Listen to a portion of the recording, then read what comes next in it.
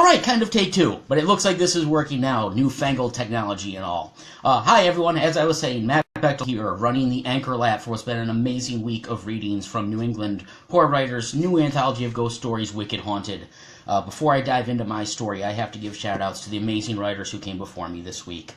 Barry Lee DeJasu, K.H. Vaughn, Trisha J. Wooldridge, Dongjoy Gam Bebko, Peter Dudar, and of course Larissa Glazer literally moments ago.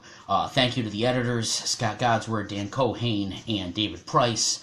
And I'd be remiss if I also didn't give a shout out to Remy Flagg, another one of the included authors in the anthology, who has just been busting his butt ever since and before this anthology came out, organizing so much great social media marketing to help all of us and help the book. So thank you, Remy, and thank everybody. And now I'm going to shut up and read. So here's my story, The Walking Man. Not all ghosts are dead.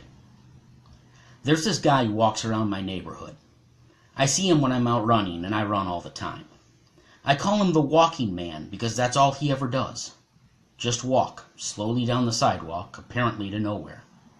Although that's being kind of me, because honestly, he doesn't walk well. His left leg is mangled, deformed, and encased in a massive brace, so I should really call him the Limping Man. But that seems mean, because his leg is the least of his problems. The left side of his body is burnt, covered in scars that make his skin look like a half-peeled beet, particularly his face. It's harder to notice when his hair gets shaggy, but he looks like a Batman villain when he's cleaned up and it's cut short. But that seems mean, because the burns aren't his worst problem either. The Walking Man is not well. I don't know how to put it more delicately than that. He's not all there. He barks at himself, or at least I hope at himself, as he shuffles down the street, his eyes typically locked on his underperforming feet. On the days he's particularly agitated, when I assume he's off his medication, he punctuates his shouts by throwing punches at the breeze. The saddest part is that he can't even clench a fist with his left hand, so he swipes at whatever demons are tormenting him with a pathetic claw. I've even seen him off the sidewalk a few times, pacing across an empty church parking lot or some random family's backyard. I've almost stopped my run to try to get him help or to alert a homeowner that there was a potentially dangerous person on their property. There's a home for the mentally handicapped on Hope Street, right at the bus stop 2 blocks up from the Y and 3 blocks down from the little mom-and-pop liquor store. I don't know for sure, but it doesn't take a genius to figure out where the Walking Man lives. I'll come clean and admit that, no matter how un-PC it is of me, I'm not comfortable around the mentally disabled. I know it's not their fault, and I know they're not bad people, but they just give me the heebie-jeebies. I think it's because I know that there, but for the grace of God, go I. I'm an athlete and strong and healthy and bright, yet the only difference between the Walking Man and me is one genetic imperfection. One chromosome, a tiny bit off. That's why whenever I see him, whenever I pass him running in the opposite direction as he's struggling his way up the sidewalk, I look away. I check for foot traffic coming up behind me, gaze across the street, or even follow his lead and keep my head down until I'm clear of him. In other words, I do pretty much anything to avoid acknowledging him. It usually works, but every so often it doesn't. With how much I run and how often he's out walking in the same neighborhood, the law of averages dictates that there are going to be times when our gazes catch one another. And it's when we share a fleeting glimpse that I race past that the Walking Man really, truly scares me. His eyes are like the unboarded windows of an abandoned house, dark, reflective, and clinging to the faint memory of who used to live within. My left leg acts up whenever it rains. It's from an old injury, and it's been that way for so long that it'll literally start to ache the second the sky darkens and I can smell the atmospheric change of an impending shower. Fortunately for me, the bus stop I mentioned, the one right in front of the group home, is a perfect place to pause for a stretch. All the pedestrian foot traffic passes in front, so I'll sneak behind it for a few lunges and hamstring stretches to keep myself loose and my leg from cramping up. It was on one such drizzly day that the Walking Man left the house at the same time that I had stopped. I turned away from him per usual, but as he passed, one of the nurses, who was clearly waiting for her ride home, waved to him. "Enjoy your walk," she called with a genuine smile. The Walking Man meekly raised his good hand in a sad wave as he pulled his body down the street in the other direction. There was an elderly woman waiting at the bus stop as well. She patted the nurse on her thigh and told her, "You're a saint working with those poor people." The nurse smiled. "I especially have a soft spot for him. Such a tragedy." My ears pricked up, and I stretched towards the back of the bus to eavesdrop. "How so?" the old woman asked. "He wasn't born like that," the nurse explained. "Traumatic brain injury. He was out jogging in the rain one day, and a drunk hydroplaned and jumped the curb.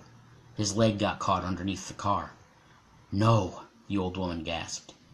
"It took 4 surgeries to save it, but nothing could save his mind. He got dragged along for a block and a half, his head bouncing the whole way like a basketball." So those burns?" The nurse nodded. "They're road rash. Pavement scars." "Dear God," the old woman exclaimed, "that poor child." "You get used to working with the disabled," the nurse explained, "but him? It's just so sad.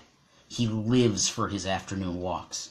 Says he enjoys them because they remind him of who he used to be. That's why we use them as his reward. When he takes his meds and finishes his PT every day, he gets to go out walking."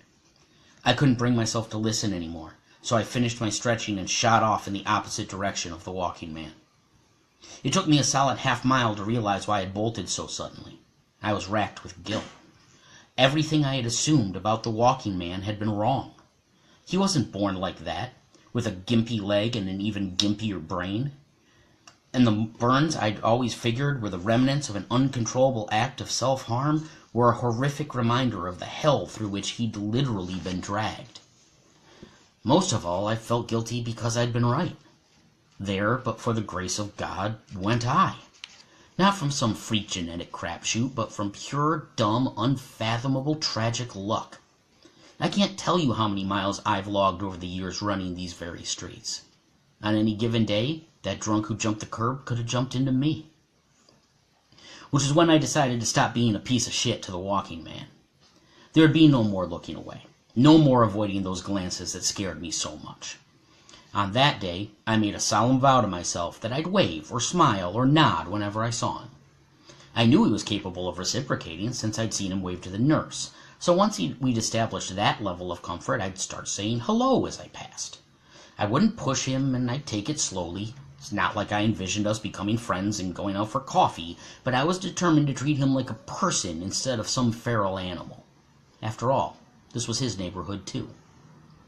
My plans may have been well and good and pure, but the walking man seemed to want no part of them. It was only a few days later that I found myself barreling towards him as he dragged his way up the street, shouting and gesturing at God knows what as he did. He was in front of the little Mexican bar and restaurant that always had really good chips and salsa, but really mediocre everything else. Unabashedly, I focused my eyes on his like lasers and smiled the biggest, most sincere smile I could fashion. The walking man stopped in his tracks and stared straight through me, dumbfounded, as I ran by. Undaunted, I decided to up the ante the next time I saw him, which again was only a matter of days. Every so often, when I feel like mixing things up and running a few sprints, I'll hit my old high school for a couple of laps around the track. In fact, I'm there so often that the track team doesn't pay me any mind as I lap their best runners. I was just leaving one afternoon, crossing a lot where they park all the school buses for the night, when I spotted him. He was a block down and shuffling up the other side of the street, so I darted across a crosswalk and beelined towards him. He stopped and stared when he saw me approaching. Good, I thought, progress. This time I not only smiled, but I flared my eyebrows and nodded 3 times. Still, no response. The walking man gazed through me with a slack jaw, as if it were unbelievable to him that someone would show him a bit of kindness. So I upped my ante again and changed my normal running route to essentially loop around and around his block. Since I knew he walked every afternoon, I figured I'd have more chances to interact with him the more time I spent close to the group home. I was right, because I caught him 2 blocks up the very next day at the front steps of the public library, right by the weird street sculpture the city commissioned from a local artist years ago that never made any sense in front of a library. This time I threw it all at him at once. The broad smile, the nods, and the flared eyebrows. I even waved, a subtle 2-finger salute that undeniably conveyed acknowledgement and goodwill. Again, the walking man did nothing. He just stopped and stared at me with what I would swear was incredulity.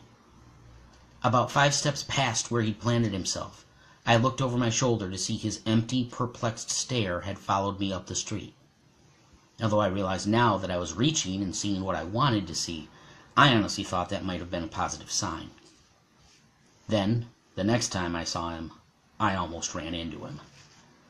I don't know why I wasn't thinking more about him that day. I guess I was just zoned out and focused on my run. Still, I was on my new route around his block, and without realizing it, I almost steamrolled the poor guy. I had my head down, and he had just left for his afternoon walk. We met at the junction point of his front path and the sidewalk like a pair of trains with no conductor working the crossing. Fortunately, I slammed on my foot brakes a half a step before we collided and threw my hands up like airbags. He stopped, startled, and for the first time I was face to face with the walking man. I smiled, nodded, and spoke my first words to him. "Hello," I said. "Heading out for a walk?" The walking man started screaming. I stepped back and started apologizing profusely. "It's okay," I insisted, trying to calm him and keep myself from freaking out in kind. "It's okay. I'm sorry. I didn't mean to frighten you." But he wouldn't stop shouting. Over and over again, unintelligible and violent sounds burst from his mouth as he wildly swung his hands at everything around him except me. Pedestrians across the street stopped and stared, and cars driving by slowed to a crawl. "Please," I tried again. "Please, I'm sorry. It's okay. We're both okay. No one got hurt." Mercifully, reinforcements arrived when the nurse whom I'd seen at the bus stop charged down the front walk with 2 other nurses in tow. "Martin," she called as she approached him. "Martin, what's wrong?" I'm so sorry," I tried to explain to her. "I almost ran into him, but I stopped. I didn't touch him. I promise he's not hurt."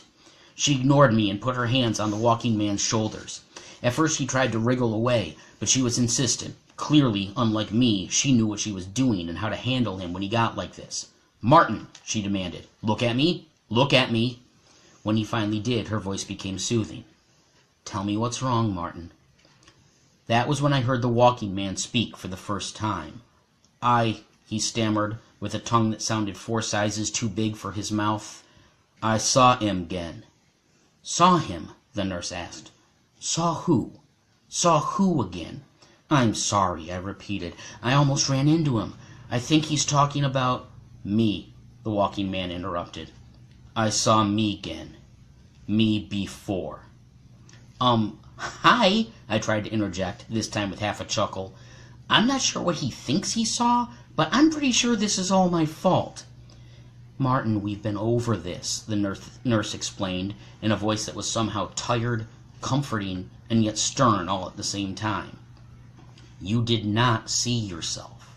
There's no young version of you running around the neighborhood."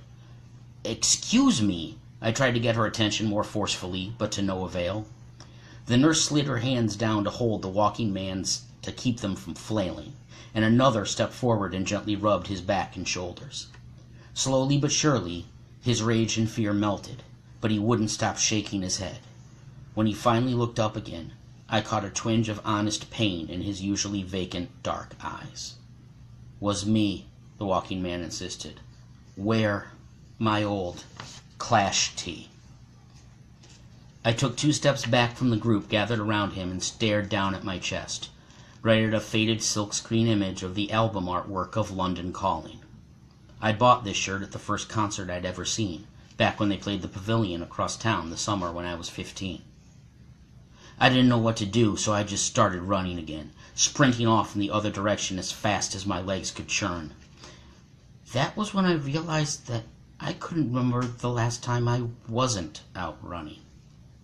I couldn't remember the last time I'd eaten, or slept, or showered, or went to work, or even went home. Hell, I couldn't remember the last time I'd spoken with anyone.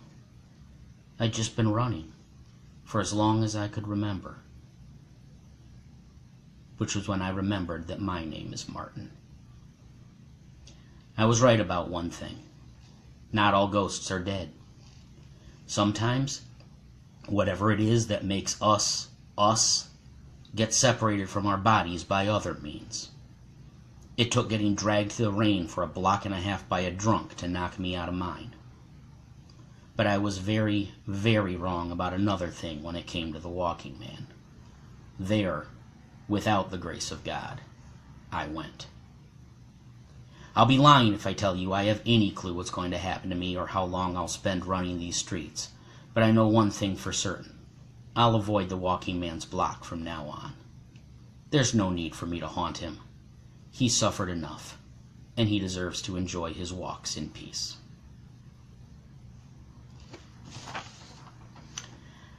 And that is it, and thank you again to everybody for tuning in. If I know Scott God's Word at all, I know he's been posting links of where you can buy Wicked Haunted on Amazon.com to the right of this reading, so please go click on them for ebook and print editions.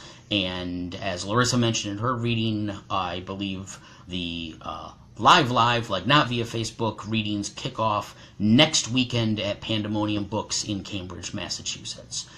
Thank you all again. Hope you enjoyed my story. I know you enjoyed the ones that preceded it this week.